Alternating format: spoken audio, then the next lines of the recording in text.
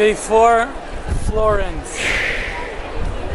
So, firstly, I'm in Italy because Araminta and I will be giving a 5-day workshop training on sacred sexuality, sexual shamanism to a group called Madame O. It is an exclusive international libertine society.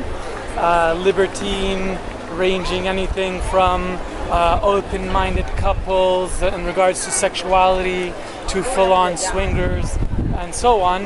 Madame O is one of the brands that has really been at the cutting edge of this movement, like Mondeose in Montreal, except Madame O is like the highest end that you could get.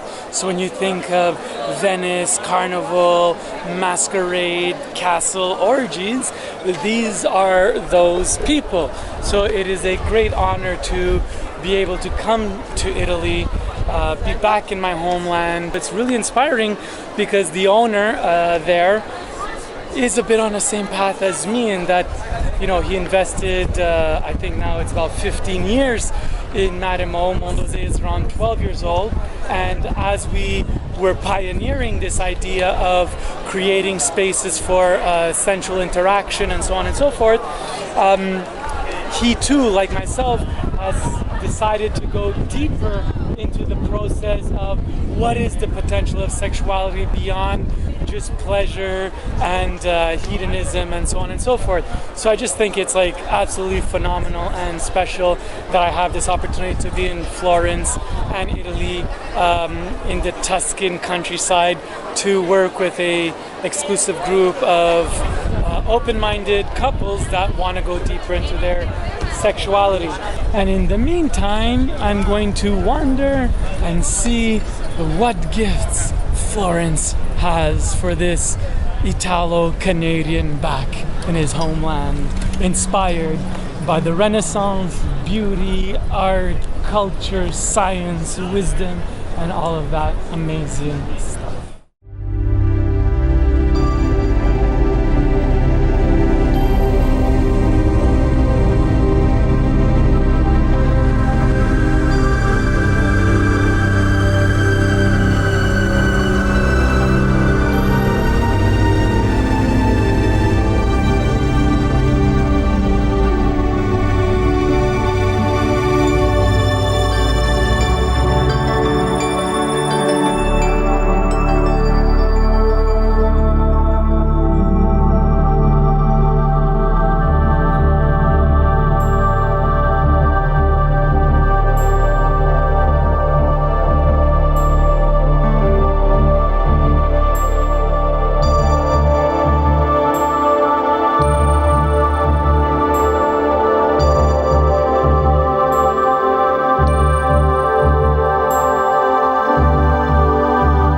So we're back. Araminta has life in her. What have you been saying about me? One of the highlights for me about getting to do this private retreat with the Madame O community is that they're all couples.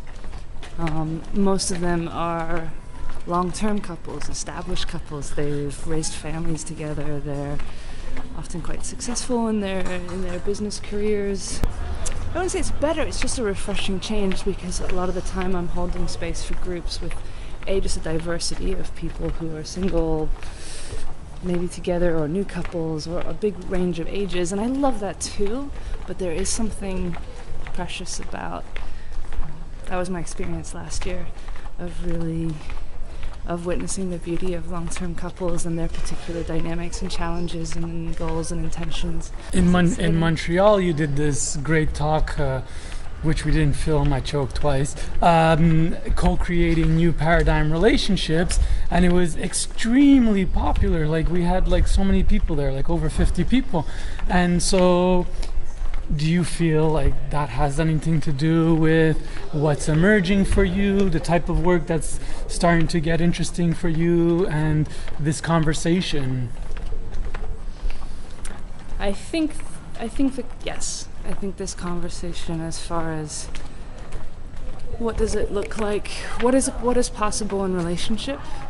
Maybe, I mean, it's always been fascinating, I think, to everybody, but increasingly so, and the vastness of choices that are available to humans today as far as how they want to relate, and the certain liberty that's been opened up as far as being free to live together outside of marriage, and for better or for worse, there's a lot more freedom for each of us to be invited into what does relationship mean to us and what are our priorities.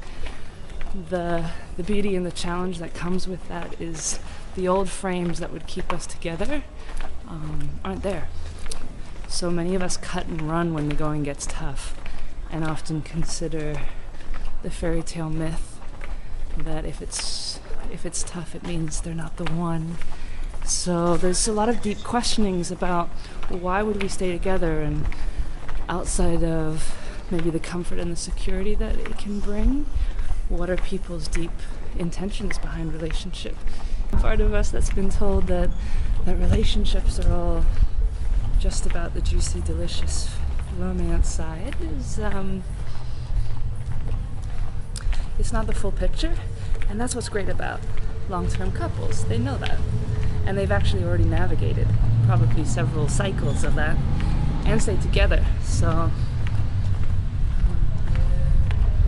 beautiful. Yeah, so we'll see. The couples we're about to work with, and sort of the huge generation span that's happening right now. I mean, with Tinder and all of these apps and all of the technology, there's a huge change as far as, don't really like it, just swipe right.